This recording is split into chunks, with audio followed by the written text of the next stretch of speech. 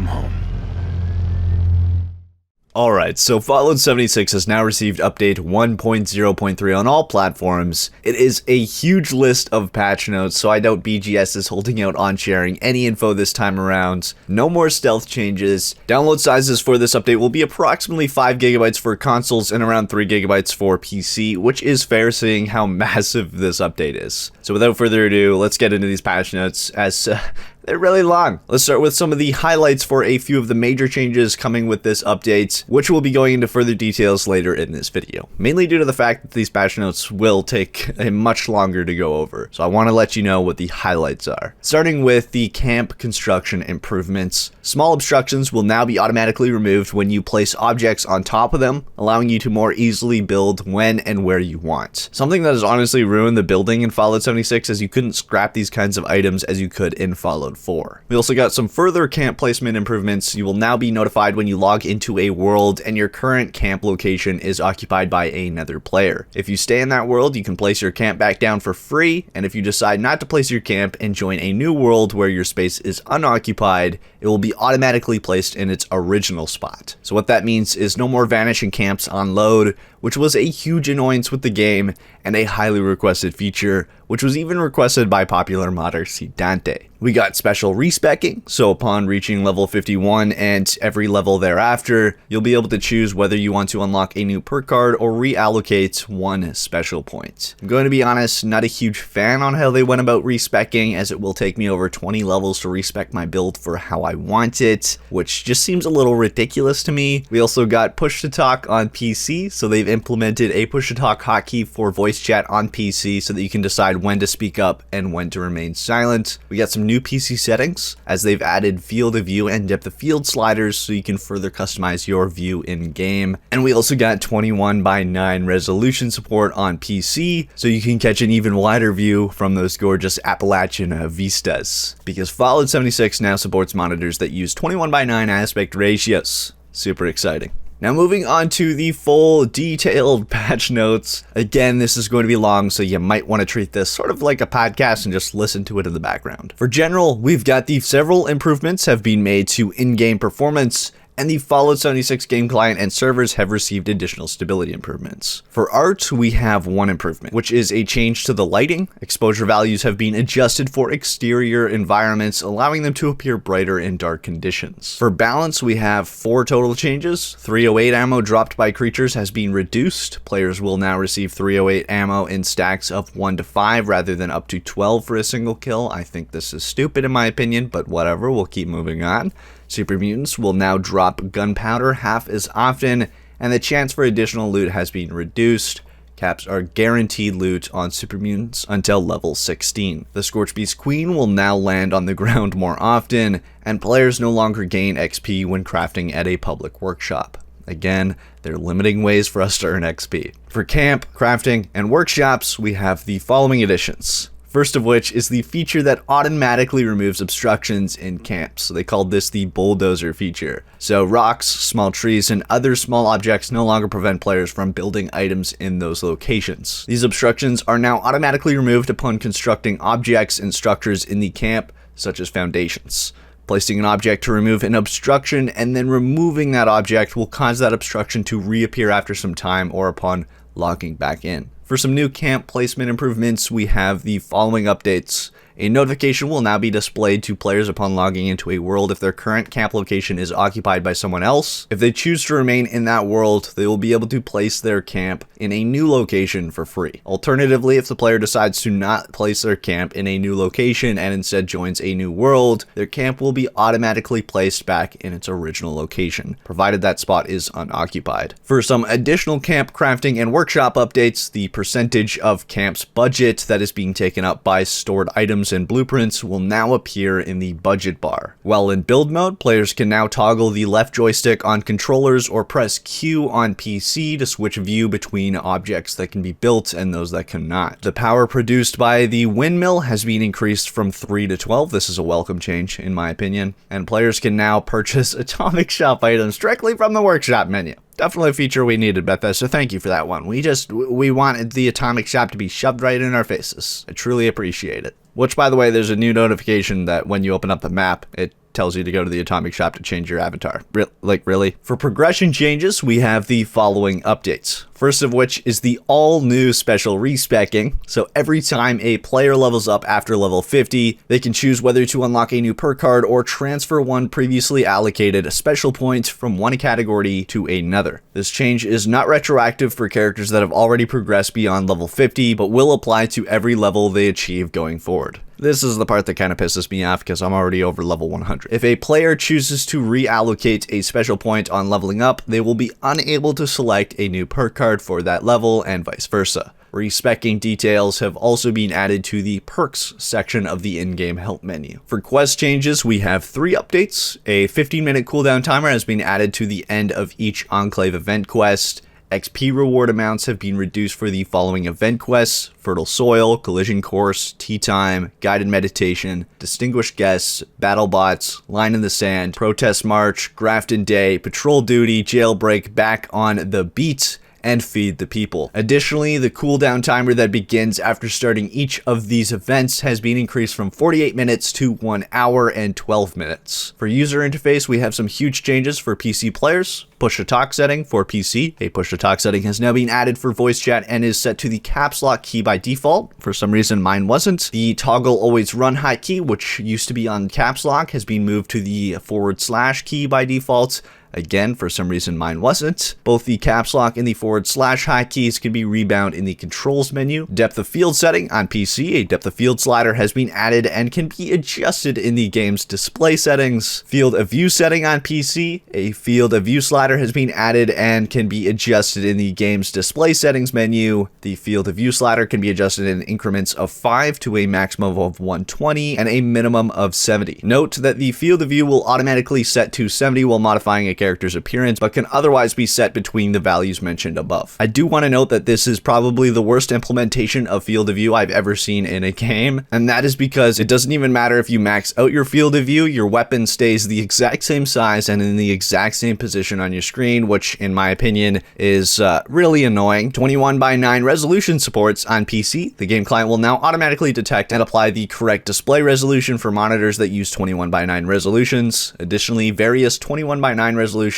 can be selected in the game's display settings menu. For additional user interface updates, we've got 8 changes. The timer that disconnects players after a period of inactivity in-game has been decreased from 10 to 30 minutes, and the warning prompt will now display 3 minutes ahead rather than 1 minute prior to being disconnected. Items that have recently been added to the Atomic Shop now display a new icon, and new items will now sort to the front of their associated subsections. Yay. Item subtitles in the Atomic Shop have been moved to the top of item images. Yay. Maximums have been implemented for each type of marker that can appear in the compass, and up to 60 markers in total can be visible at once. Up to 10 markers for each quest, location, hostile players, and enemies, up to 8 markers each for neutral players and targeted enemies, up to 4 markers for teammates, and players can still use their Pip-Boys to toggle tracking off for individual quests if they'd prefer to reduce the amount of quest markers in the compass and on screen. And lastly,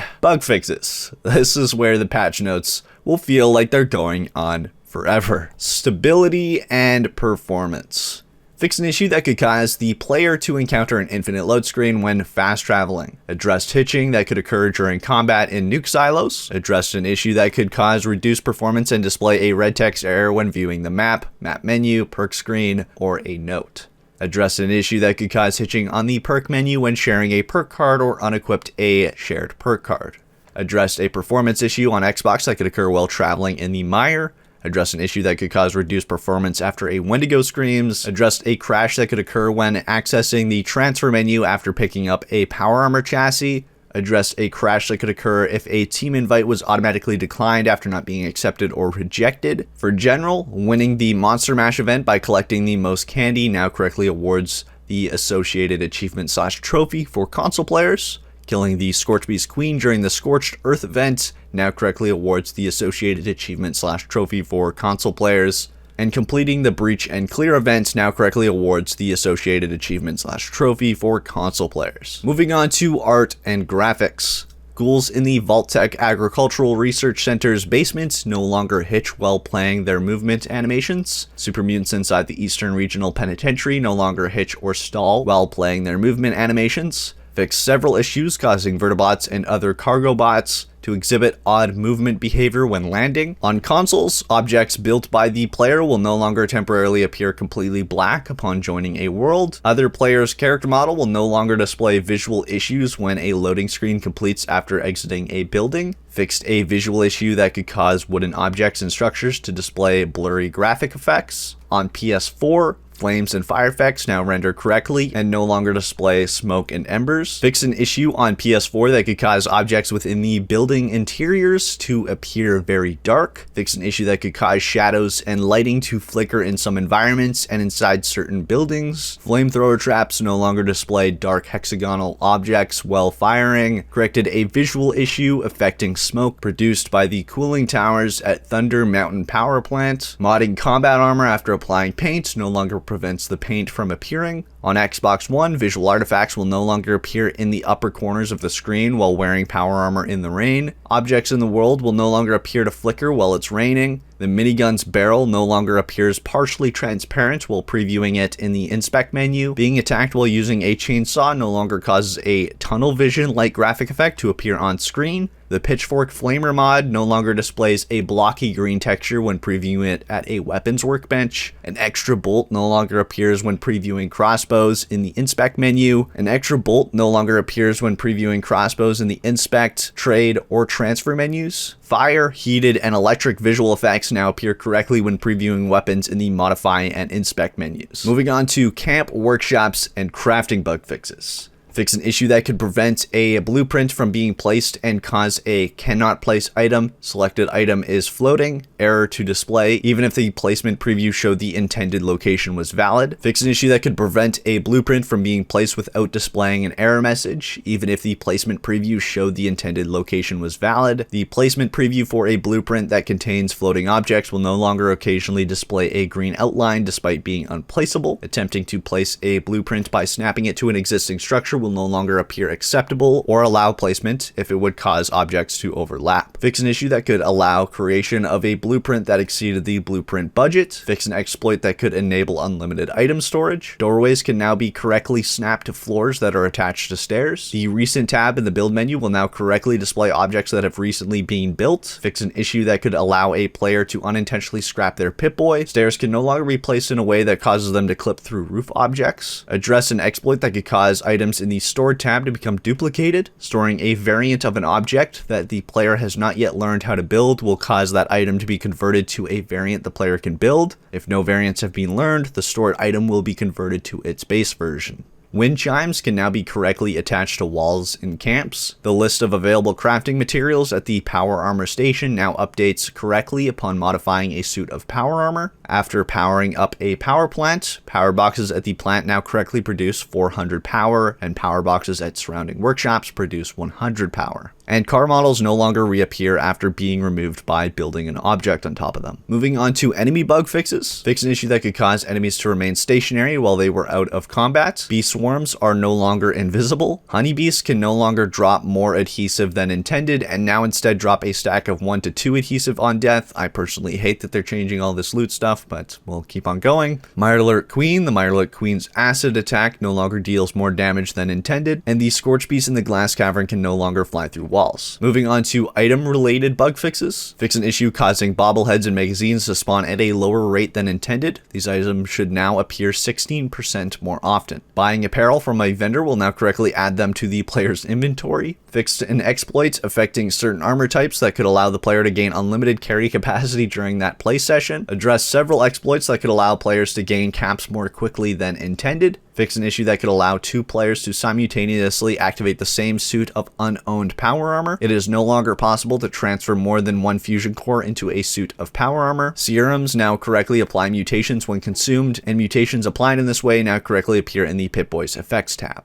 Items that do not have a cap value can no longer be sold to vendors. Applying a precise stock mod to the pipe bolt action pistol no longer increases its rate of fire. Attacking another player with a cryolator no longer drains their action points outside outside of mutual PvP, fix an issue that could prevent plasma pistols from dealing damage, and projectile weapons no longer fire at the player's feet when aiming at a downward angle. Moving on to quest bug fixes, Personal Matters fixed several issues that could prevent Evan from spawning correctly. An ounce of prevention, the T-type fuse quest marker now correctly appears above the container that contains the fuse. Additionally, an optional new objective has been added to help players find a way into Greg's mine supply. Chow Line, this daily quest can no longer be repeated multiple times per day. Dropped Connection, loot that is left behind by players after completing this event is now correctly cleared when the event restarts. Players can now correctly join event quests after fast traveling to a nearby location and walking into an event area. Feed the People, fix an issue in which completing the Feed the People quest granted canned meat stew to all players on the server rather than only the quest participants. I don't understand why you fixed this. This was not an issue. People actually love this and we thought it was a feature. Why is this a thing? You should have just kept this as a feature and yet you changed it. Everybody loved this.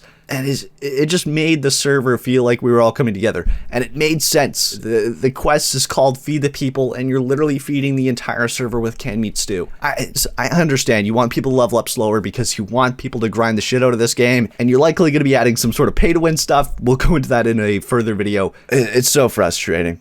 And why, like this, I don't know why, but this is the thing that has frustrated me the most in this patch. Moving on though. The missing link. Collecting the uplink now correctly clears the retrieve the uplink quest step. Line in the sand, waves of Scorch no longer walk into the walls of Fort Defiance when attempting to reach the Sonic generator. Scorched Earth, fix an issue that could cause this event to be completed immediately after it began. Scorched Earth, players who damage the Scorchbeast Queen will now correctly receive 2 military commendations when she is killed, even if they did not land the killing blow. Moving on to perk bug fixes, we've got Critical Savvy, which no longer allows the player to use a critical strike if the critical meter is not completely filled. Fix It Good. Bonus durability added to armor is no longer suddenly lost after it being hit a few times. This was really frustrating, investing into this perk card and it not working.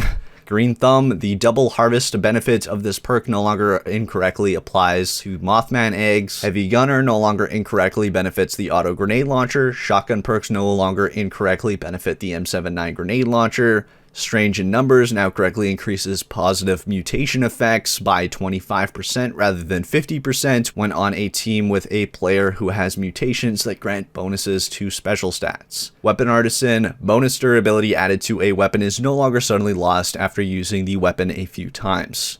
Again, really frustrating investing into a perk card and it doesn't work. These are the things that, you would have thought that they would have tested out before the game came out, but hey, who does game testing before they release a game? By the way, this isn't early access, Bethesda. Moving on to PvP bug fixes. Weapon damage. Address an issue that could prevent high-level weapons from dealing damage during PvP. Team PvP. When attacked by a player who is on a team, the target will now correctly enter mutual PvP with the entire team upon returning fire to any of the aggressor's teammates. If the target was also on a team, returning fire will begin mutual PvP between both teams. Turrets will no longer fire on another player who is attacked by the owner of those turrets outside of mutual PvP combat. This was a hilarious issue. I actually have an amazing clip of it, but we're gonna save that for a highlights video. Moving on to social bug fixes. Friends who have been blocked now remain visible in the friends list. This should help players unblock a friend who they may have blocked accidentally. Friends who have been blocked or ignored will now display a blocked or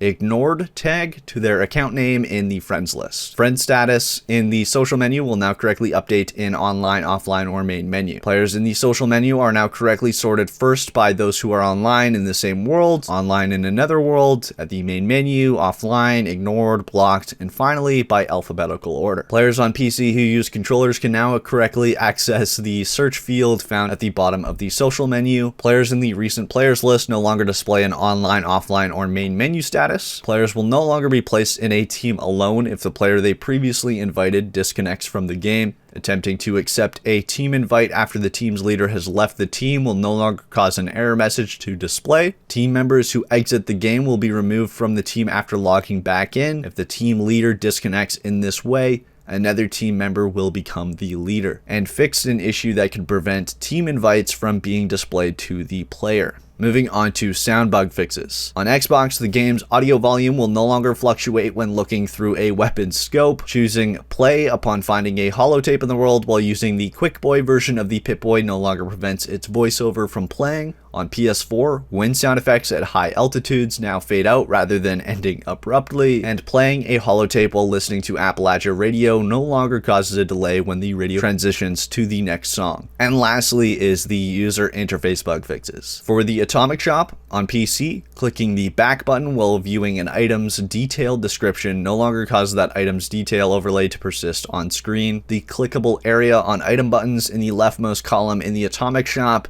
now correctly matches the size of the buttons. Address an issue that could prevent items in the Atomic Shop from loading correctly for players on console. Fix an issue that could prevent fanfare from playing or cause it to end early after making a purchase. In the Atomic Shop, clicks will no longer fail to register along the bottom edge of the screen when attempting to purchase items while the game is running on a PC with a 16:10 monitor resolution. The Level Up Daily Challenge no longer remains completed when challenges reset on a new day. Weight values no longer shift slightly to the left when viewing a container's inventory. Addressed an issue that could cause graphic settings to automatically default to low for some graphics cards, despite being able to support higher settings. Rebinding jump to a mouse button now correctly causes the search and modify repair prompts to display the updated hotkey. Attempting to access a keypad being used by another player will now correctly display an error message stating that the keypad is in use. Carry weight and current cap totals no longer appear truncated in the bottom right corner of the map in the Chinese game client. Password characters are no longer missing from the note in the storage room in Camp Venture in the Polish version of the game client. Fix an issue that could cause the text to disappear or appear misaligned in hackable terminals in the Korean version of the game client. Wall and floor decor section titles in the camp's build menu no longer appear truncated in the traditional Chinese game client.